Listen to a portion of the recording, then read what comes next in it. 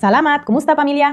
Nakita niyo ba yung mga snacks o rice crackers na parang deluxe na binebenta sa mga health stores? Isa lang yung patibo ng marketing. Masyadong mahal ang rice crackers nila. Pero kapag tiningnan mo ang likod ng pakete, makikita mo hindi talaga yan healthy. Puno ng industrial tsokolate na may maraming refined sugar, soy lecithin, preservatives, additives, at iba pang di malinaw na sangkap. Ngayon, gusto namin gumawa ng mga ganitong merienda, pero homemade, gamit ang totoo mga sangkap, gawa sa bahay. 70% na tsokolate at panatag ang konsensya. Gagamit tayo sa recipe na ito ng yamani rice, hindi tayo gagamit ng industrial na puting puffed rice. Kasi yon ay purong almiro lang na walang sustansya. Ang yamani ay nabibigay sa atin ng fiber at maraming mineral tulad ng magnesium at mabibigay ito sa atin ng tunay na enerhiya. Gagamit tayo ng taba ng hayop, iiwasan natin ng mga industrial na mantika, yung mga nabanggit ko na sobrang nakakapagpasimula ng pamamaga at talaga namang hindi maganda sa pagluluto, lalo na sa ating kalusugan. Kaya gagamit tayo ng taba ng hayop, pwedeng mula sa baka o baboy. Kung ayaw mong gumamit ng taba, walang problema, pwede kang gumamit ng langis ng niyog. Babalik tayo sa taba ng hayop na gamit ng mga lola natin. Tunay, matibay, maasahan, biocompatible, at nakababusog. At gagamitin tayo ng itlog na protina, pagkain, at puno ng nutrisyon. At gagawin na natin ito. Pero bago tayo dumiretso sa recipe, magpapaalala muna ako saglit para sabihin sa inyo na bukas na ang ating online na paaralan. Bukas na ang pintuan ng ating paaralan sa lahat. Mental na focus, opisyal ng bukas ang ating paaralan.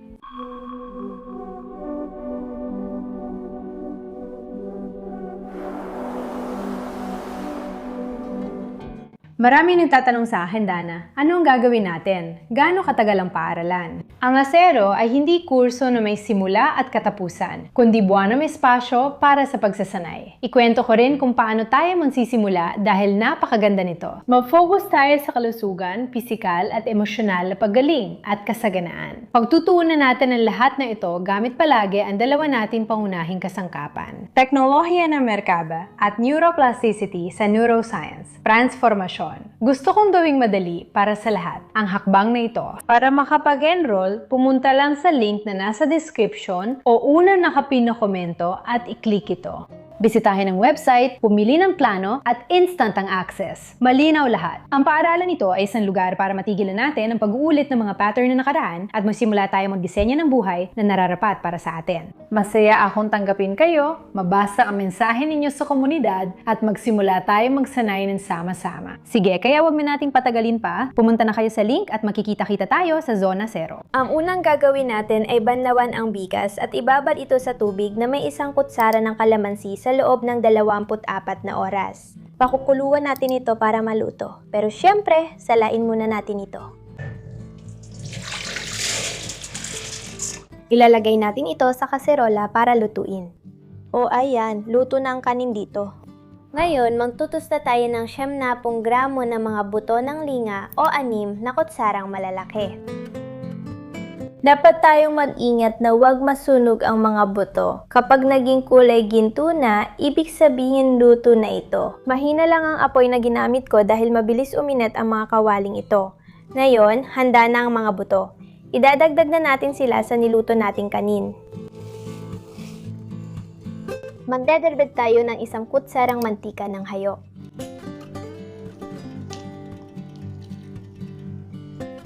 Ibinadagdag natin ang mantika sa temperatura ng kwarto. Magdagdag tayo ng itlog.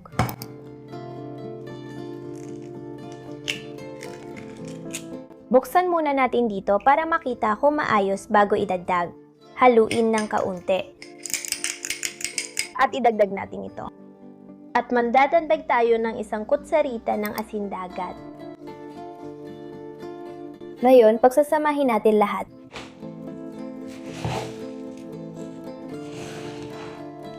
Pwede ring turugin ang mga buto ng linga.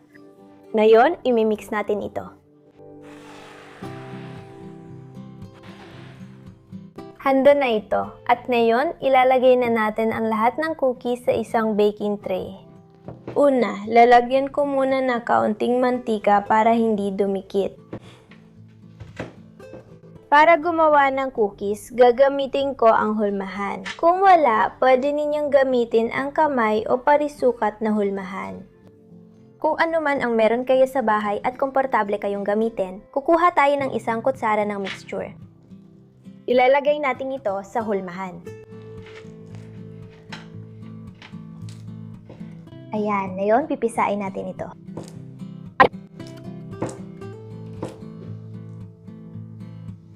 Ayan na, handa na ang unang biskwit.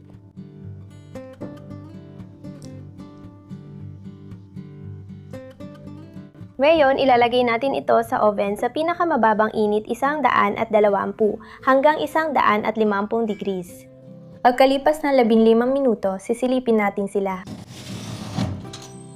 Lumipas na ang 15 minuto, pero iwan ko pa sila ng kaunti dahil malambot na sila. Lumipas na ang 20 minuto. Makikita nyo na madali silang matanggal. Ngayon, ang gagawin natin ay babalik na rin sila at iiwan pa natin sila ng 15 minuto pa.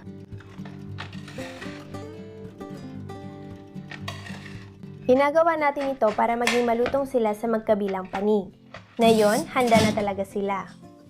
Luto na sila ng maayos sa magkabilang panig at talagang malutong na sila. Para sa pagbabalot ng ating 25 na biskwit, kakailanganin natin ng humigit kumulang 150 gramo ng 70% dark chocolate. Hindi ito healthiest option, pero kung gusto nyo, pwede kayong magbalot ng biskwit sa puting tsokolate. Sa pagkakataong ito, kalahating bar ng dark chocolate lang ang gagamitin ko kasi gusto rin namin kumain ng ilang maalat na biskwit. Hihiwa-hiwain ko ito ng maliliit para ilagay sa bain-marie. Bago gawin ang bain-marie, ihanda na ang mga babalutang biskwit. Handa na ang mga ito. Ilalagay natin ang tsokolate sa bain-marie sa napakahinang apoy. Ayan, nakikita natin na natutunaw na ito. At magdadagdag tayo ng kaunting langis ng niyog. Itong kaunting-kaunti lang. Optional ito pero inirekomenda ko ito sa inyo para mas maging magaan ang tsokolate.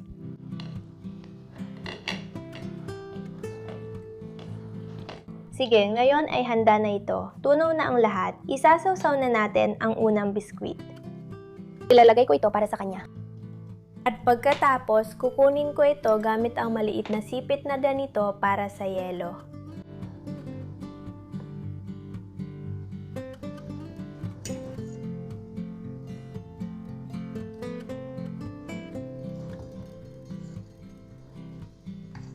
Ngayon, handa na sila. Habang hinihintay lumami, babalutan natin ng puting tsokolate. Puputulin ko ang kalahating bar ng puting tsokolate. Ilalagay natin ito sa bain-marie o steam bath sa mahinang apoy.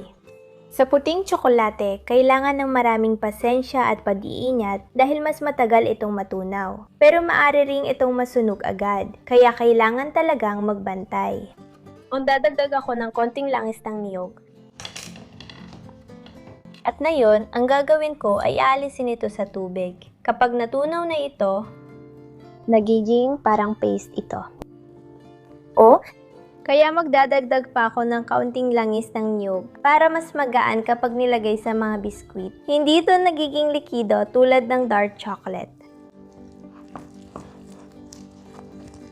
Sige, babalawan ko ang mga biskwit na ito gamit ang maliit na spatula. Kasi mahirap silang isawsaw sa tsokolate na ito.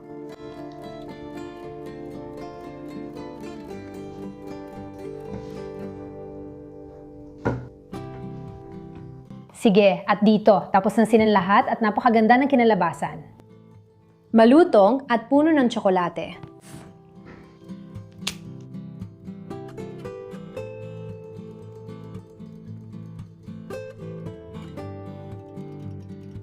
Bakit masustansyang merienda ito? Halimbawa, ang yamani rice ay puno ng fiber, kaya nabibigay ng steady na enerhiya, hindi tulad ng puting puffed rice. Ang yamani ay nagbibigay ng mineral at bitamina na hindi nagpapataas ng glucose kung palalamigin mo ang mga biskwit. Ilalagay mo sila sa ref bago kainin. Parte ng almirol ay nagiging resistant starch. Pinapakain nito ang mabubuting bakterya sa bituka at pinapabuti ang pangtunaw. Ang linga ay mayaman sa calcium at malusog na taba. Ang tsokolateng may 70% kakao ay isang pagkain na mayaman sa polyphenols.